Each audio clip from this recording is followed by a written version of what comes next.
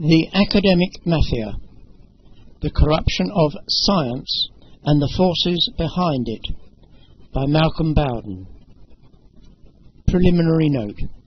The narrative is reproduced on the screen and is continuous. The viewer may like to have his finger on the pause button to examine charts and graphs, etc.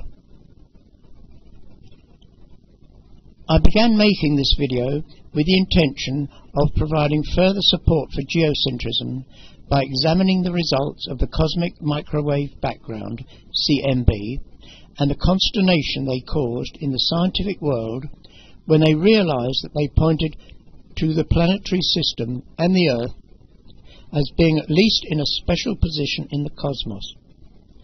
I then quoted the work of Varshni, who found that quasars were also in specific bands of redshifts, which placed the Earth at their centre. This also caused concern in its day, and a paper by Stevenson, critical of his findings, was produced, but was found to have two serious faults. Now, Stevenson's rebuttal was found to have two major errors. I then remembered that I had met this sequence of events before, rebuttal articles with two serious errors.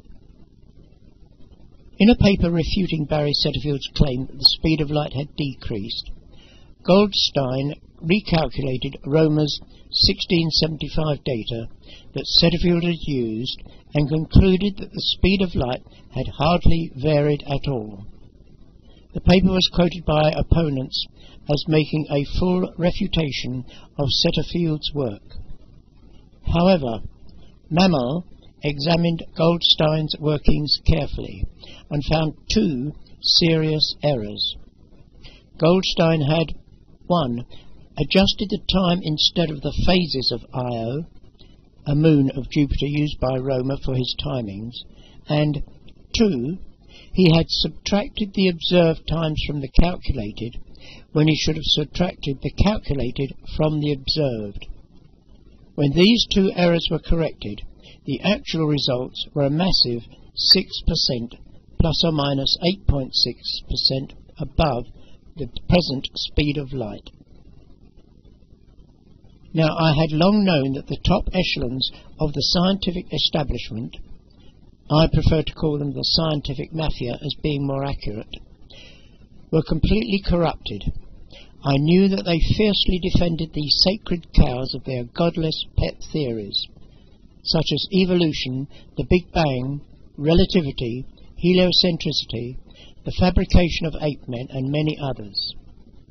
They were equally determined to ensure that nothing that supported the Christian biblical viewpoint would be allowed to be published in any of the many scientific journals, all of which are completely controlled by them. As I reviewed the situation, I decided to change the emphasis of the video and gave it the title you have just read. I will give the CMB and the quasar evidence as I originally intended, and then I will add a few more instances of corruption of the objective pursuit of science by the scientific mafia. Knowing that they are only a small part of a much larger international subversive movement, I felt that I should present this evidence to the viewer of what is really happening behind the scenes in the world of international controlling and subversive movements.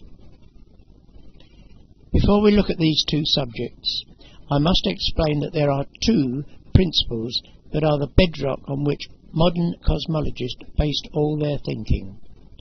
The cosmological principle: the universe is homogeneous, the same everywhere, like creamy custard, and isotropic, we see the same wherever we look. If we saw differences in some places, then it would be anisotropic. This is closely connected to the Copernican principle. There is no special position for an observer in the universe. This means that we cannot claim that the Earth has a special position at the centre of the universe. The atheist and humanist Carl Sagan claimed, "Who are we?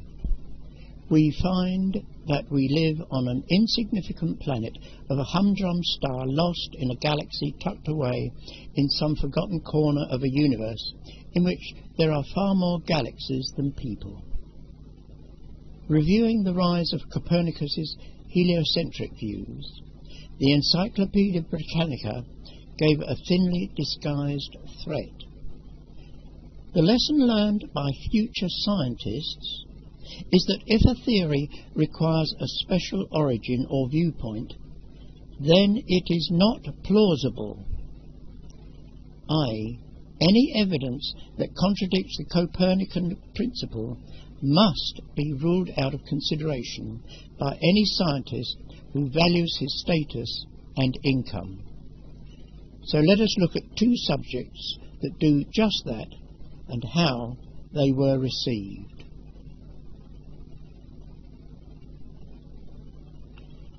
The cosmic microwave background. Scientists have found that all around the sky they record a very low temperature of 2.7 degrees above absolute zero.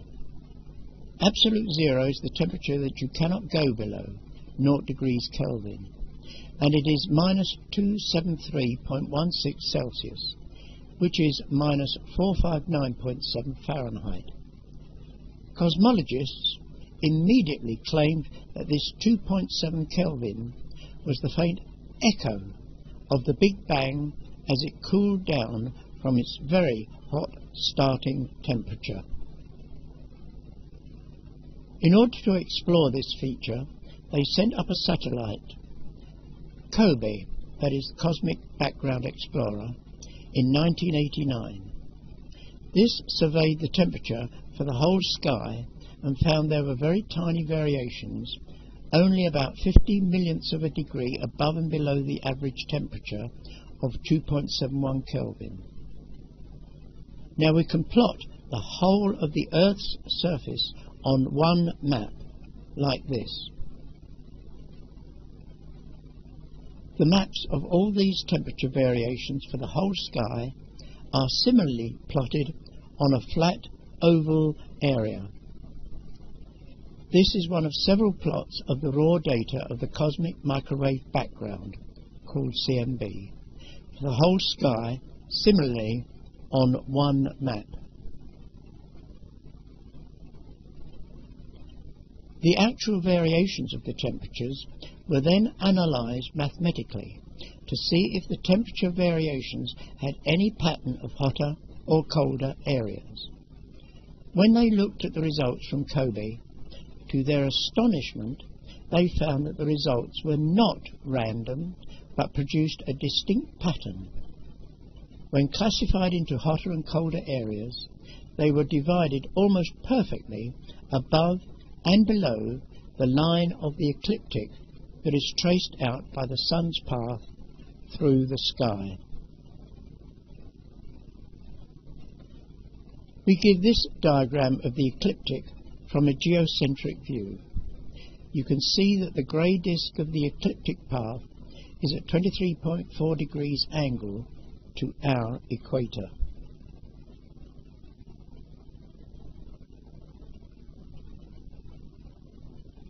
To find that there was a pattern of temperatures in the heavens and that it was related to the path of the ecliptic badly shook orthodox cosmologists, because it completely contradicted both of their fundamental cosmological and Copernican principles in one blow. Here was clear evidence that the universe was not random, and the CMB patterns were related to the position of our tiny Earth and the solar system. Recognizing its importance and the very disturbing implications it had, the two scientists researching the results, Kate Land and J.O. Maguajo, called it the axis of evil. Now, why should they call the pattern they found evil? It is only evil to those who feel threatened by this discovery. It showed that the pattern of these small temperature differences had a very direct relationship to our Earth and the Sun's circuit around us, where there should be only randomness. If there was a relationship between this huge cosmic pattern and our tiny Earth, then both their fundamental theories of the cosmological and Copernican principles would be destroyed. They were facing the fact that the Earth was in a very special position in this vast cosmos. Having trained generations of astronomers to accept that this Earth was just a random accident in this impersonal universe, no wonder they were worried. In order to check these results, they sent another satellite into space. WMAP, Wilkinson's Microwave Anisotropy Probe, in 2001, that was more sensitive, but again they got the same pattern confirmed more clearly this time. In desperation, a third satellite was sent up, Planck, in 2009 by the European Space Agency. This was even more sensitive and scanned the heavens in a different way, but the pattern was obstinately still there. Realizing the implications of these results, the scientists became less willing to produce maps that clearly showed this axis of evil.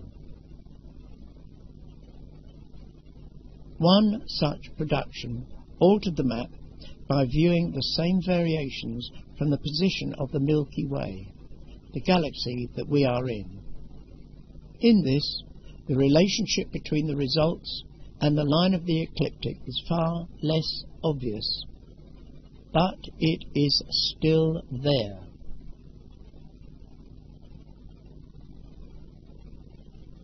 Now, how did the scientific establishment handle this explosive information? It is interesting to see how they wriggled like a worm caught on a hook. I give some examples. 1. The European Space Agency commenting on the Planck data. One of the most surprising findings is that the fluctuations in the cosmic microwave back radiation, CMB temperatures, at large angular scales do not match those predicted by the Standard Model. The Standard Model they referred to is the Big Bang model they have promoted for generations, and the resulting cosmological and Copernican principles. They omit the more interesting fact that they are divided by the line of the ecliptic. The European Space Agency. Overall, the information extracted from Planck's new map provides an excellent confirmation of the Standard Model of cosmology at an unprecedented accuracy, setting a new benchmark in our manifest of the contents of the universe. But because precision of Planck's map is so high, it also made it possible to reveal some peculiar unexplained features that may well require new physics to be understood. Note how they are trying to say the results confirm their present views and minimize the threat that they really are to their foundational beliefs. They are actually lying, because the important unexplained features were not revealed by Planck's greater accuracy, but had been known for 20 years, ever since the very first satellite, COBE, was sent up in 1989. The New Scientist, September 2009.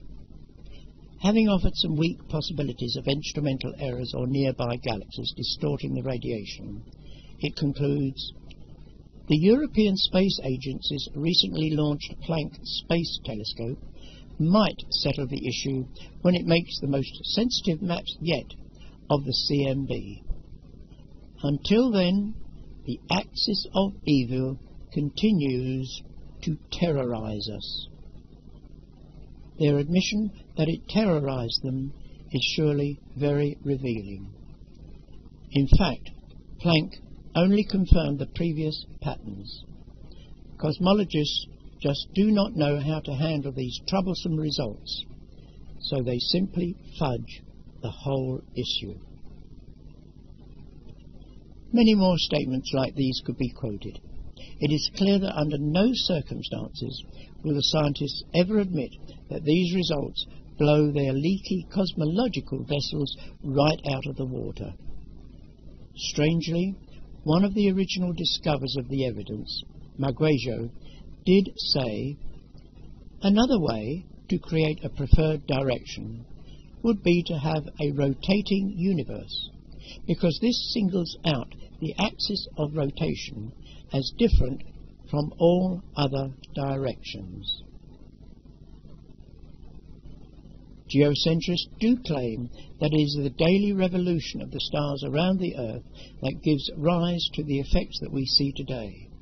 The Foucault pendulum, oblateness of the Earth, Coriolis forces, etc. But why should scientists be so terrified of these CMB results? Surely they are only interested in finding the facts of a situation and reporting them honestly to the public. Before we look at how the scientific world really works, let us examine another subject that caused concern to the scientific establishment. Varshni and quasars. Quasars, or quasi-stellar radio sources, have very high redshift and are therefore considered to be the most distant objects visible. They are also the brightest objects in the universe, generating colossal amounts of electromagnetic energy that cover the whole spectrum.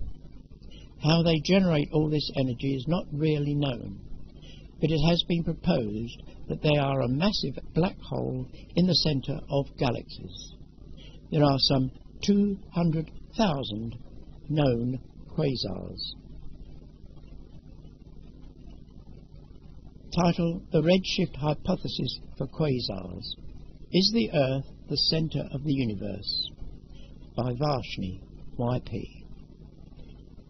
In this article, Varshni studied 384 quasars and classed them in 57 groups that had similar spectra. He then found that those in any one group with similar spectra also had very similar redshifts. This placed the Earth at the centre of these 57 shells, with an average 7 quasars in each shell. In his challenging article, Varshni examined 2 possible explanations, but dismissed them as not complying with the evidence. In his third possible explanation, he said, "The Earth is indeed the centre of the universe. The arrangement of quasars on certain spherical shells is only with respect to the Earth. These shells would disappear if viewed from another galaxy or a quasar. This means that the cosmological principle will have to go. Also, it implies that a coordinate system fixed to the Earth will be a preferred frame of reference in the universe. Consequently, both the special and the general theory of relativity must be abandoned for cosmological purposes." Varshni said the arrangement of quasars in spherical shells is only with respect to the Earth. These shells would disappear if viewed from another galaxy or quasar. You can see that if each shell had the same redshift, then the Earth would be at the centre of each shell. However, if the Earth were anywhere else than in the centre of the shells, the distance to the quasars would all be very different. Here indeed was a challenge to the establishment cosmologists. The reply was swift. Stevenson, in a paper in 1977, claimed that Varshni's statistical analysis was incorrect. Varshney replied to this in 1977 and showed that Stevenson's analysis was not only incorrect but also contained an arithmetic error. He said he proposes two tests, both of which are reasonable to check this point. However, his results and conclusions are erroneous because he has used incorrect delta Z in his calculations and has also made an arithmetical error. We show in this note that when the correct delta Z is used, the essential conclusions of paper 1 are substantiated. Varshney's evidence was also investigated by a team who examined many more quasars, but they only confirmed Varshney's findings. A rumour was put around that he had recanted, but this he strongly denied. So Varshney's claim that the Earth is at the centre of the quasar shells still stands. As I have said, I knew how the academic mafia operated and suppressed evidence that contradicted any of the important subjects that they promoted vigorously: evolution, relativity, Big Bang, etc. Here we can see how the system swung into operation when threatened by these two pieces of contradictory evidence: Setterfield's CDK and Varshney's quasars, against their cosmological and Copernican principles. Their rejection of unwanted evidence is by means of their control of the mass media, in particular the system known as peer review, by journals where any article is subjected to criticism and judgment by fellow specialists in their field to eliminate bad articles unsupported by good scientific evidence. The peer review system. Considering these two cases of simple errors in peer review articles, both critical of evidence that supported the creation view, there is a very important point that should be considered by the viewer of this video. We have noted that evidence for creation is never published in peer-reviewed science journals, being rejected as inadequately supported by the evidence, contrary to present views, etc., etc. Yet, here we have two papers that were published in the peer-review journals, yet they both contained two serious errors. How did they get past their reviewers? Obviously, it required only a word from a high-ranking scientist, I deliberately put the inverted commas in, to a fellow Mafia colleague editor of a scientific journal to publish such a paper without giving it peer review, which ought to have picked up these errors.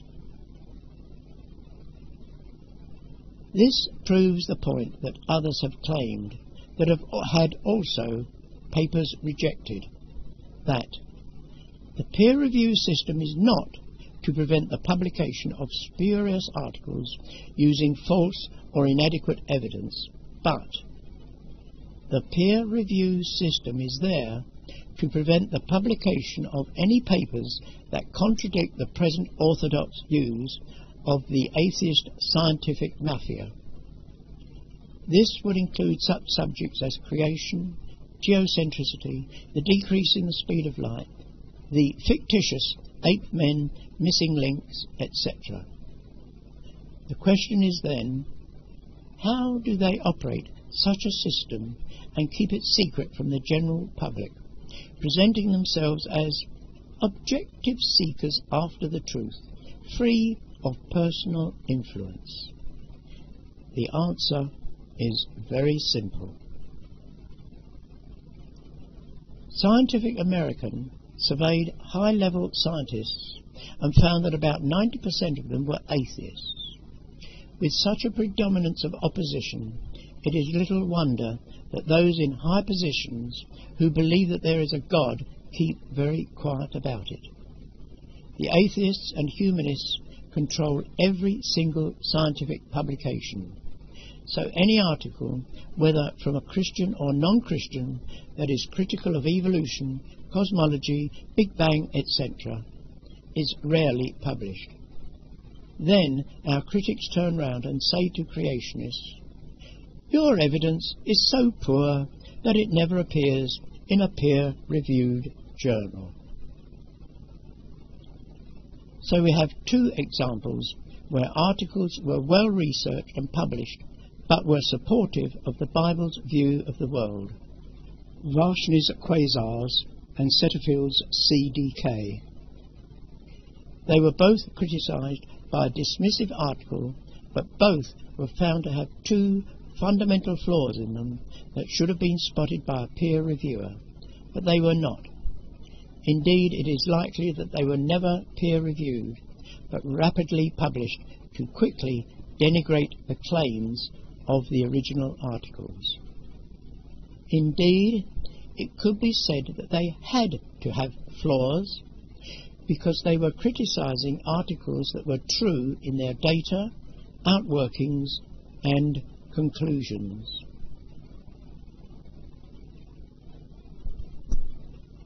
These reply papers must have been approved for publication at a very high level to have avoided the peer review system, and yet still be published. I will be showing how the atheists and anti-Christians gained control of all the major scientific institutions. With such control, it is easy to see how it takes only a few people at the top of the science world to ensure that they were published despite their flaws. They had to have some rebuttal of these dangerous articles that not only threatened their house of cards, but also supported the Bible. These are only two examples I quote, but there are many other instances and letters in journals that convince me that I'm right to call the people behind such activities the scientific Mafia. With this total blockage, we can see why. With such powers of censoring unwelcome evidence, the public will be well sheltered from every article that is critical of the godless, atheistic scenario regularly presented about our truly wonderful universe that could only have been created. Every article that I have seen in the mass media that refers to some aspect of biblical truth always contains a comment by a critic who claims it is totally unscientific and then proceeds to ridicule it. I would ask the viewer, how many articles have you ever read in the mass media, TV, newspapers, journals, etc., that is an honest report of some article or event that puts Christianity and or the Bible in a good light? Clearly, they are all totally controlled by anti-Christian atheists in position of high authority. I will begin by looking at two major conspiracies that changed the direction of science in the United Kingdom. Firstly, the takeover of the Royal Society, and secondly, the X Club. The Royal Society, its Puritan foundation. Historians of the development of science have noted that the discipline of science could only arise within the influence of the Christian faith. All other faiths have an element of fickleness in their gods. British Puritan Christians realised that God was not fickle and had made laws that governed the working of the universe.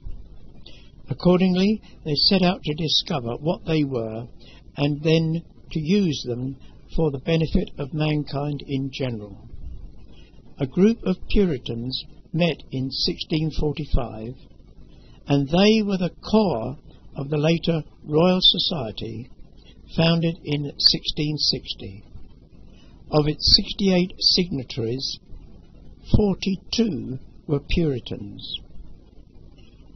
Anti-Christian viewers of this video might like to meditate on the fact that there would be no science but for the Christian faith. Out of it rose the British Industrial Revolution that ultimately improved the lives of billions around the world. Realising the important role the Royal Society would play in the future of the nation, it was deliberately targeted by anti-Christian forces. Their technique was to laugh loudly if a speaker mentioned God or referred to the Christian faith.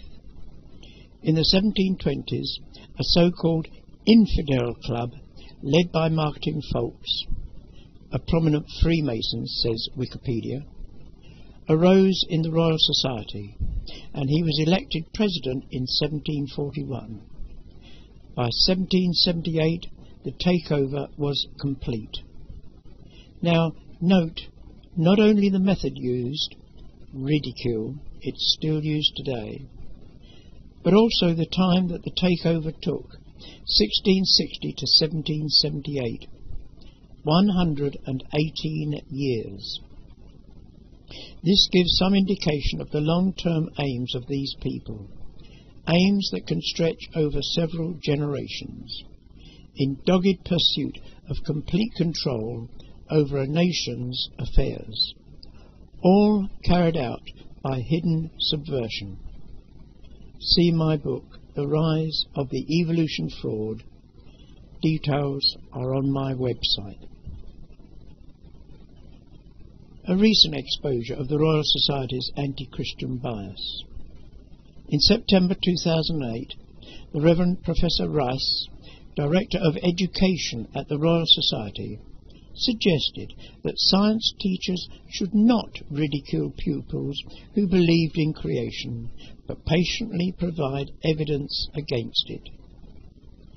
He was immediately accused of wanting to teach creation in science lessons, and within days was forced out of his position. Even some Royal Society members and the national press said that it brought shame upon the Society. With this hysterical reaction, evolutionists have no right to call creationists narrow-minded bigots. So this once great society, originally founded on Christian principles, has now completely destroyed the ethics of its foundations, giving a clear indication of the direction it is intent on pursuing. The powerful but secretive X-Club.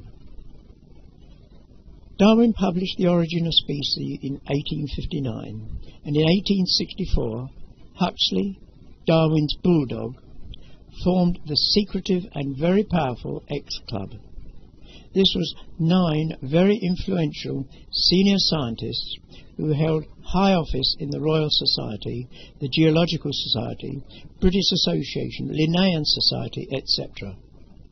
They met just before the meetings of the Royal Society, already under their control, and planned events in their periodical war with religion. In the newly arising universities, they ensured that all senior posts were taken by fellow evolutionists, and they dominated the whole of the British scientific establishment for nearly 30 years. See my book, The Rise of the Evolution Fraud. It does not take much imagination to see just how they could manipulate the whole direction of science in this country. Today, every university is totally committed to teaching evolution, and any attempts to introduce evidence for creation is fiercely ridiculed and dismissed. These are just 2 examples of how Christian-based organisations and institutions have been seized by malicious forces. But what is their effect on people? Let me give some examples. 1. One of the best surveys of the persecution of creationists is by Jerry Bergman. His article can be read at the following URL. I give a few quotes. Hardy believers in creation have been heaped with scorn and ridicule. Evolutionists dominated the field so securely that creationists were fired, denied tenure, and denied advanced degrees with impunity in public schools and universities. Quote, anyone holding the creationist viewpoint must be illogical, backward, subversive, uneducated, and stubborn. Quote, creationists are stupid, lying people who are not to be trusted in any way, and that all their points are equally stupid except where the creationists are outrightly lying. That was by Isaac Asimov. The article is about the American scene, but it is just the same in the UK. Just a few examples from America. Halton Arp found wisps of material between many quasars that had large redshifts and galaxies that had much smaller redshifts. This showed that redshift was not a measure of distance, the bedrock of cosmologists. Photos showing these wisps were cropped to omit them. He was denied telescope time, the use of X-ray photos, his papers were refused publication, etc. He eventually went to the Planck Institute in Germany. See my YouTube video, The Big Bang Fraud. Professor Mark Armitage had written many articles in Science magazine. He wrote one about soft tissue he had found in the horn of a Triceratops dinosaur, and merely said, "This needs to be investigated further. We have a lot of work to do." For this, he was dismissed from California State University, Northridge. Pacific Justice, a non-profit organization dedicated to defending liberty and religious freedom, took his case to court and won. Dr. Mary Schweitzer also found soft tissue in a dinosaur bone. She received heavy and dismissive criticism. And in Britain, Louise Essen. Essen was a highly respected scientist who was the inventor and developer of the cesium clock. His obituary in the Daily Telegraph on the 5th of September 1997 referred to his stubborn resistance to relativity, and then said, Essen put forward his criticisms so vehemently that he came to be regarded as an anti-establishment troublemaker. He was even warned that his promotion prospects and thus his pension might be affected if he did not desist. And who says that there is no academic mafia? Some examples from the UK. Mr. Andrew Luce, MSc. His chosen dissertation was on the age of the Earth. He found it was very speculative and had to conform to the evolutionary timescale. His paper was the only one attended by the professor of the department. Shortly afterwards, an order was issued that the subject of future dissertations must be discussed with their tutor first. Thus, controversial subjects would be avoided. For about 8 years, I regularly spoke to about 120 sixth form pupils at each of the 2 top grammar schools in my area. They were so fascinated by what I said at the boys' school that they regularly took me into an unused classroom and hammered me with questions for a further 45 minutes. At the girls' school, they took me into their common room with teachers also attending. All were greatly interested. Suddenly, about 2010, I received no invite from both schools. I later learned that the Humanist Association had approached the government to ban creationists from all schools. We begin to see just how deeply laid and long-term are the plans of the anti-Christian forces that today have control of all organisations that have power and patronage. They have been taken over by secret societies whose members help one another into prime positions of power, sinecures, inflated incomes, golden handshakes and large indexed pensions. The corruption in modern life.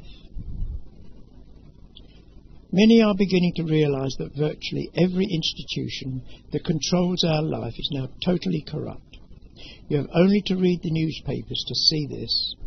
Serious scandals in banking, politics, business, local government, medicine, police, etc. fill the newspapers daily. Charities started by Christians and voluntary organisations have also been taken over, as can be seen by the changes they make and the elimination of any Christian ethos they once had. The two main UK churches have serious internal problems with doctrines and practices contrary to the Bible, whilst other once large churches are declining rapidly. Attempts to increase numbers by making services more attractive are found not to work. So the nation becomes increasingly godless, just as intended by these corrupting forces.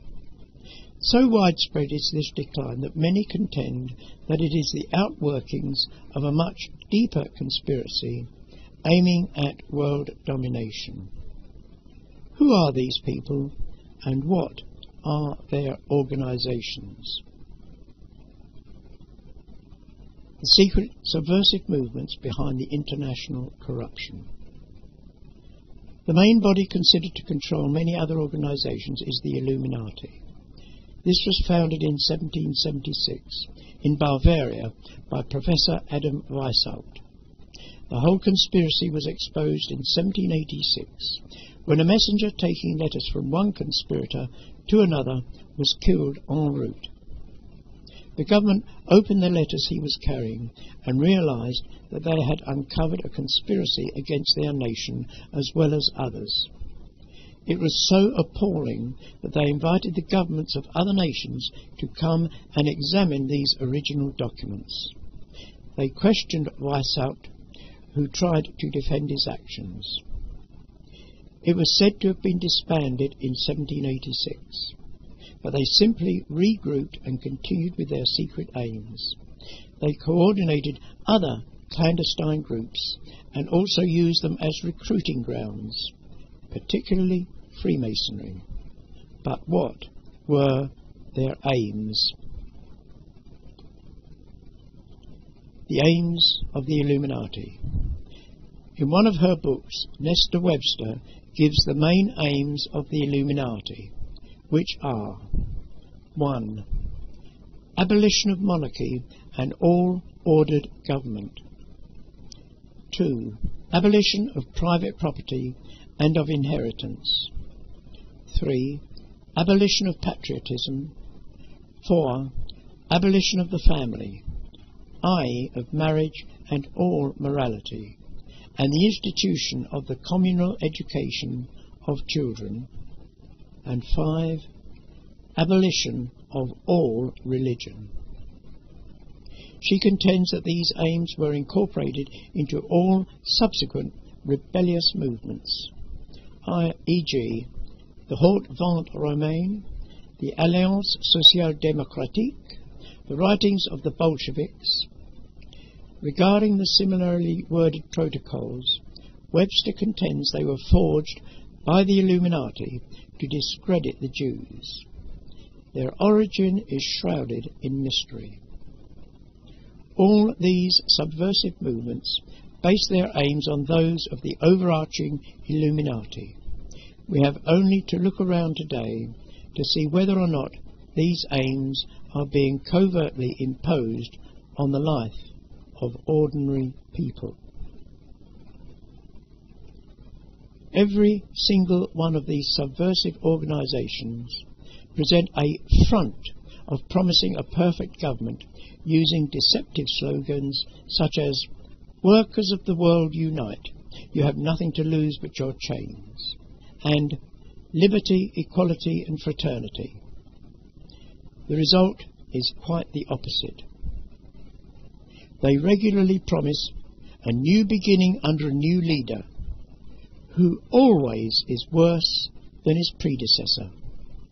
Their real aim is still the enslavement of the people, as the communists did to the whole of Russia when they gained control by terrorizing the population. When the first revolution arose in Russia, a sealed train went through the German and Russian lines, who were supposed to be at war, full of revolutionary Bolsheviks who terrorized the people while they took over the nation.